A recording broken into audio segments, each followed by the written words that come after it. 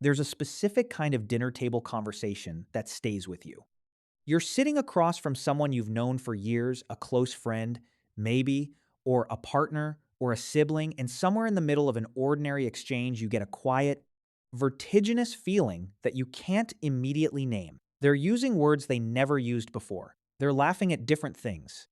They care passionately about something they never mentioned once in the decade you've known them, and they seem almost confused that you don't share the passion. The face is the same, the name is the same, but the person behind the face has been quietly, completely replaced. You drive home wondering what happened, whether you missed something, whether the version of them you knew was ever real, whether you did something that caused it. And underneath all of those questions, one sits quieter than the rest, the one you don't quite say out loud. Who is that now? If you've sat at that table, or if you've been the one who changed, watching the confusion move across the faces of the people who thought they knew you, what follows is the actual explanation. Not one explanation, four. Because sudden personality change is not one phenomenon wearing four different masks. It is four genuinely different things that only look identical from the outside. The first one is the most misunderstood because it looks like damage and usually isn't. In the late 1990s, two psychologists named Richard Tedeschi and Lawrence Calhoun began studying something that had been largely invisible in trauma research, not the people who were broken by severe adversity, but the subset who came out the other side restructured. They called it post-traumatic growth, not recovery, not resilience. Actual reorganization of the self around a new center of gravity, with different values, different tolerances, different things that matter. These people didn't just survive the loss or the illness or the collapse. They used it as a demolition of a version of themselves they had outgrown without knowing it. What emerges afterward is, from the outside, almost unrecognizable. The humor shifts, the priorities invert. Things that once seemed urgent become irrelevant. Things that were never discussed become the only things worth talking about.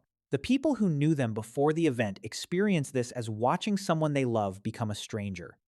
The person who changed almost always describes it the opposite way as the first time they felt like themselves. The before version, to them, was the stranger. The trauma didn't break them. It broke the shape they'd been poured into.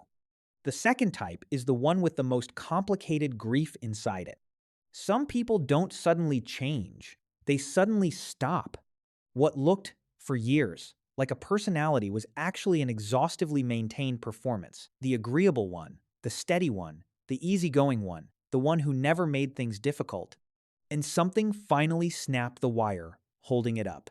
A burnout, a crisis, a quiet internal moment of seeing their own life from the outside and not recognizing it as theirs. When the wire snaps, what surfaces isn't a new personality. It's the one that was always underneath the one that was there before the performance was installed, before they learned which version of themselves was safe to show. The people who knew the performed version often feel genuinely betrayed, which is its own painful irony. The version they're grieving was never entirely real, and the version that's emerging now is more real than anything they've seen before. But that doesn't make the grief less genuine. You can mourn a fiction. People do it all the time. What makes this type so difficult is that the person who changed often feels, finally, free, while the people around them feel, suddenly, lied to. Both experiences are true simultaneously. The third type is the one that frightens people from the outside most, because it has the clearest external cause. Someone enters a powerfully new social environment, a new religion, a new relationship with someone whose identity is strong and magnetic, a new political community, a new circle of friends operating on entirely different values. And within months, sometimes weeks, they are almost unrecognizable to the people who knew them before. The vocabulary changes. The references change. The things they find funny, the things they find offensive, the things they consider important, all of it reorganized around the norms of the new group. To the people outside that group, this looks like brainwashing, or manipulation, or a loss of self. But it's actually something more fundamental and more unsettling than that. Identity, it turns out, is far more relational and permeable than most of us want to believe. Henri Tajfel's research on social identity established decades ago that we derive a significant portion of our self-concept from the groups we belong to, and when the group changes radically, the self often reorganizes around it with startling speed. This is not weakness. It is how human identity actually works. The self is not a fixed object you carry around inside you.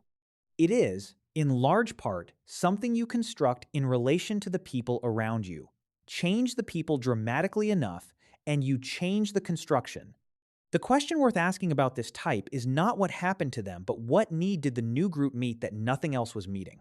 Answer that, and you understand almost everything. The fourth type is the one that looks most erratic from the outside and has the most logical interior explanation.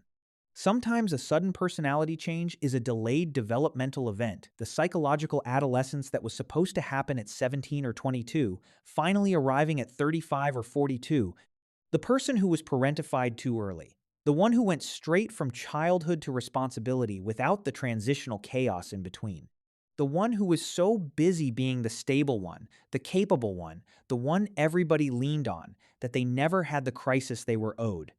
And then one day, without warning, new interests appear from nowhere, old commitments get abandoned, the appearance changes, the music changes, the whole orientation toward life shifts in ways that seem adolescent and destabilizing to everyone watching. Because it is adolescent, it's just running 15 years late. Erik Erikson called this developmental phase an identity moratorium, the period of trying on different selves before landing on a consolidated one. Most people do it in their teens. Some people do it in their 40s, finally, because nothing could stop it forever. To the outside observer, it looks like a crisis. To the person living it, it often feels like the first time they've been allowed to want something just for themselves. Here is what all four of these have in common, and it's the thing that quietly reorders everything. A sudden personality change almost never means I was secretly this person the whole time and was hiding it. That's the story the people left behind tell themselves, because it's tidier. But it's almost never true. What it usually means is something stranger and more honest. The conditions under which I was that person no longer exist. Identity is not a fixed thing you discover once and carry forever. It is relational. It is situational. It is built continuously in dialogue with your circumstances, your environment, the people around you, and the pressures those people create.